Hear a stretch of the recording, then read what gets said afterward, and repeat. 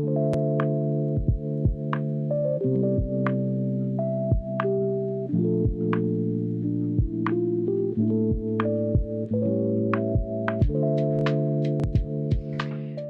again. I promised in the last video where I looked at all the different die cutting machines that I would show you this thing that I found. Again, not new knowledge, been around for ages, other artists are using it, but I took the plunge and bought one because I wanted to compare. It is called a cold press laminator. I assume that's something to do with making laminations, but I don't really know what that means. But a clever company in London has decided to rebrand them as easy etching presses. And that's a really good idea because people have been repurposing them as etching presses for a while. Now, they are inexpensive. I'll put up the numbers on the screen because I can't quite remember what I paid, but basically it was under 150 quid for this, and then I've bought a few extras, so it was a couple of £100 compared to thousands of pounds for an etching press. I am impressed so far. It's got quirks, and I'll show you what I've done to make it even better using their extras. But yeah, for that price, it's doing okay. Yeah, similar to, as I said, with the die cutting machines, you know, it's got problems. You've got to be a little bit creative in how you use it. But if you are limited in space and funds, this is quite a good starting point for being able to print at home. So what I'll do is show you all of the different parts and all of the different technical sides to it. I will say this isn't a paid video. I just bought this myself to try, and I've bought some of their extras to try.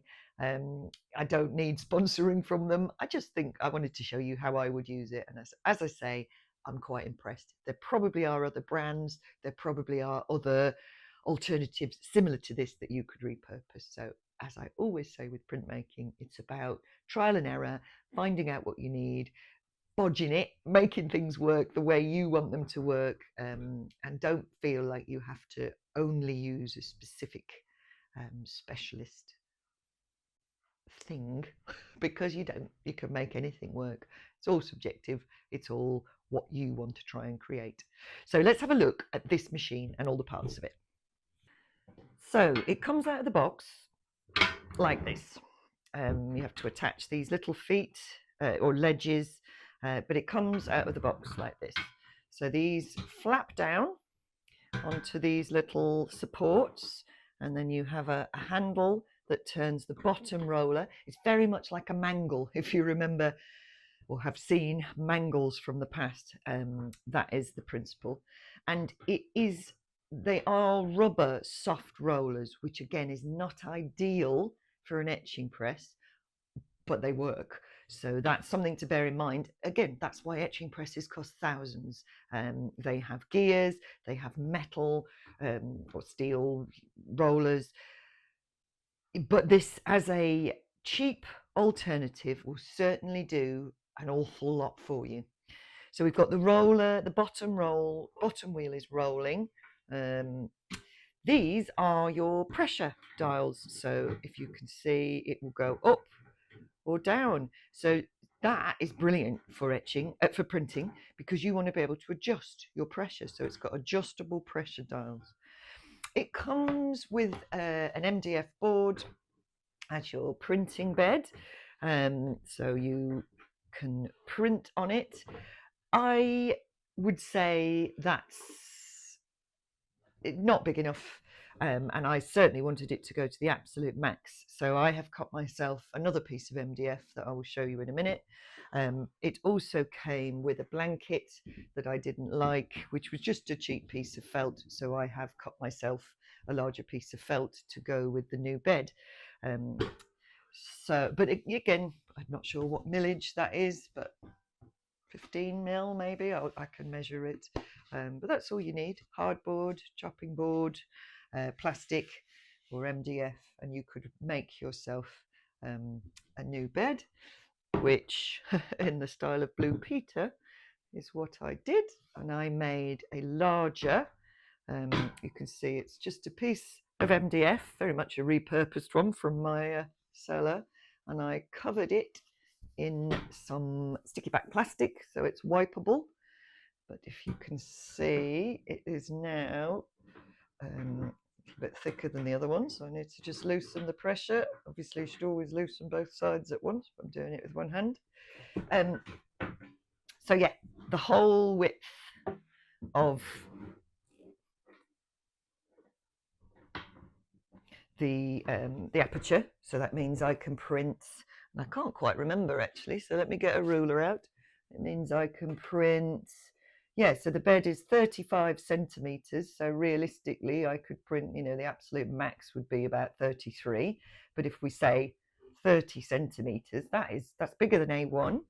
And I made a large bed so that I could print, you know, bigger pieces of paper. So again, a step up from the die cutting machines, you've got a larger surface. And you see I used a bit of old printing blanket. I need to take that up even further because to fit the blanket in.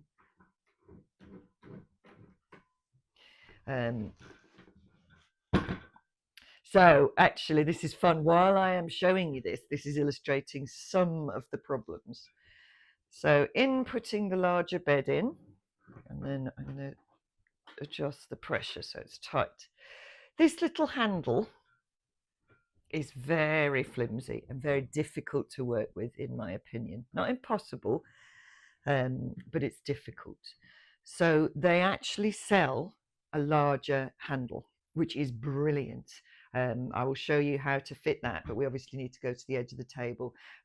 Again, I'll put the numbers up, but I'm sure this was 60, 70 pounds. So it took the whole purchase up to, you know, 200 and something, but this means it is really comparable to an etching press because you've got much more control.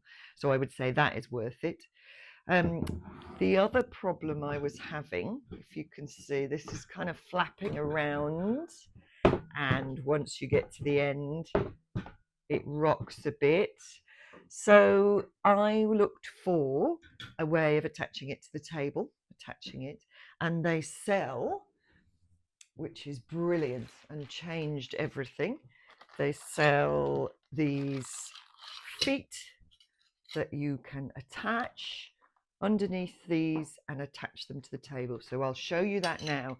Again, I can't remember the price. There's probably another £50 for those, but it meant that the whole thing, I'll show you how I attached it, becomes sturdy, strong, and with the bigger handle, I can really use it in exactly the same way that I use my bigger etching press.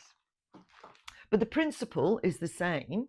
You have your bed, you put your plate on, you damp paper and put it through the machine, and we can adjust the pressure so we can get lots of different prints, and we can print with collagraphs, dry points, Tetra Pak, and metal plate etchings.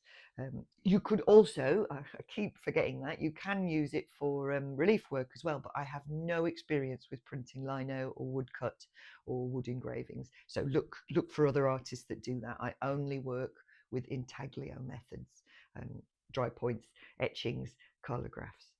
So what I want to show you is how I took the machine apart and remade it with a support base. So I screwed it onto a piece of MDF.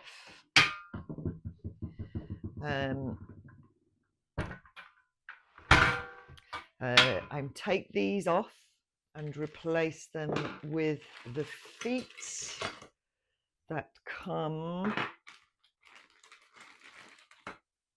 so that you can, screw them. If you see, it's the same principle as that foot, but you've got the ability to screw it down to a board, which meant it was really stable. Obviously you could screw it down to your work base as well, but I wanted it still to be more portable, so I screwed it to an old piece of MDF and then it's even more durable.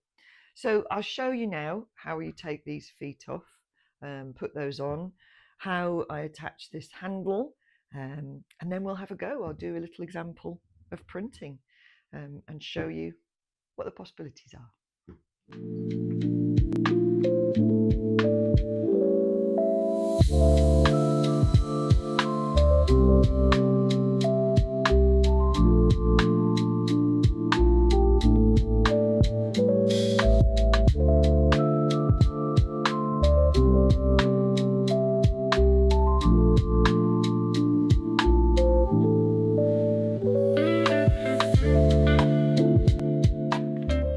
So this handle comes off by just unscrewing the central screw.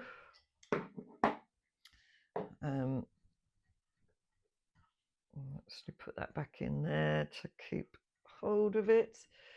And then in order to attach this, we need it to be over the edge of a table. So I'll show you that.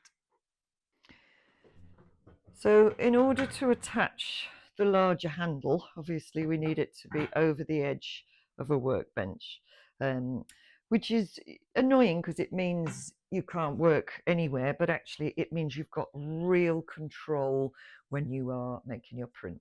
So it's with a couple of little Allen key things here. So I will loosen those up so I can fit it on and then tighten them in place. And then you are ready to print.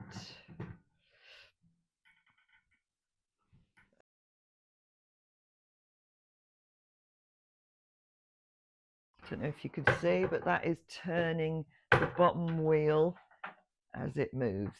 So that's good. So I'll show you putting the bed in as well. So we've got the printing bed and the blanket, and I want them to go in.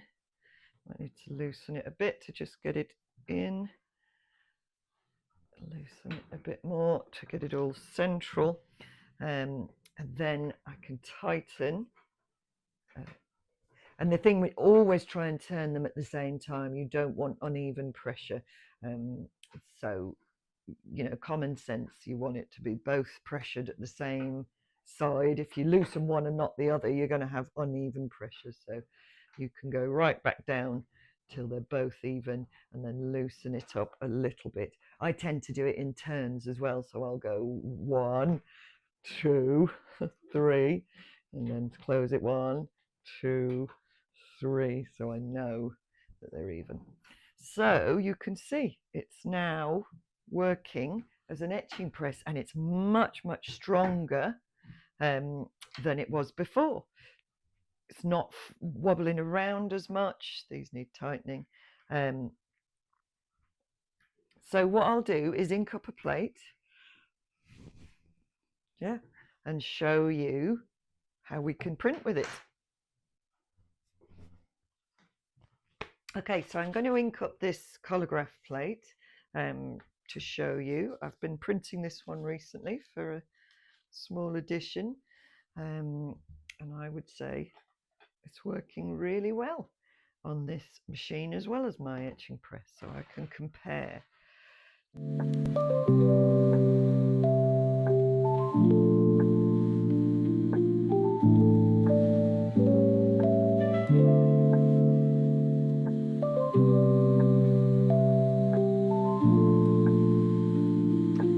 So we've inked up the plate, and now I've cut the paper the size I want that fits on the bed, and I need to soak it to make sure it's damp and malleable to take the print. This is Snowden cartridge 300 GSM, and I soak it for 1.5 to 2 minutes.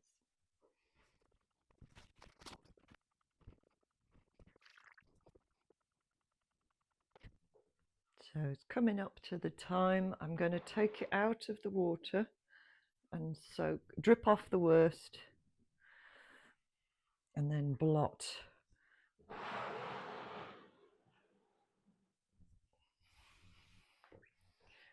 So I'll just Take off the worst of the water and then use some blotting paper to make it damp, not soaking. So while that's in there, we can prepare our press bed. So in order to print, we're going to take the bed out so we've got lots of room for our paper. I tend to put down a clean piece of newsprint so that I know I'm printing onto a clean surface. And then we've got our inked up plate, which we're going to put down in the middle. And something I always say is just commit, don't be moving it around because you don't want to get marks on the back. So I'll just get the paper out of the blotters and then I'm going to put it down onto the plate so it's vaguely central. Then I'll use another couple of sheets of newsprint just to protect the blankets and then put the blanket down on top. And something to always make sure you're doing, you know, is that the blanket's not rock top. You need it to be flat. So now I've got the pressure set quite tight, so let's have a go. It might need to be loosened, but we're coming up towards the plate. Yeah, I can feel it's going over. I want it to feel tight, but not impossible. And what we'll do is go back as well, just to make sure we've really stretched that paper. Okay, and that felt good. So let's have a peel. So we can peel back the blanket. We can see that there's embossing happened. Oh yes. So on the paper, you can see there's clear embossing. So the pressure was good. But here we go.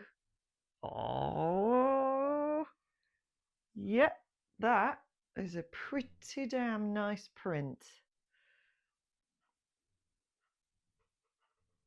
I mean, that is definitely comparable to some of the prints I've been taking on the etching press. Some of these little white marks, it's probably just that I didn't ink it up well enough because I was rushing, so I can do it again and play with the inking, but the pressure and the strong emboss on that side is just brilliant. So this little machine has done very well. So it worked. We had great success. That is a very nice print of a collagraph plate, and really I wouldn't be able to tell whether it had been printed on my etching press or this cold press laminator. So the takeaway is, yes, this is a good little piece of kit for all the reasons that we said before. It's inexpensive comparatively to an etching press. It's got the adjustable pressure dials. These add-ons of the feet where you can attach it to the bench and the larger handle mean it really is a good little workhorse for any level. And the fact that it folds away small as well is also good, because I know not all of us have huge amount of space to work. So yeah, it's a thumbs up from me. So have fun, play with it, try things out. Happy printmaking.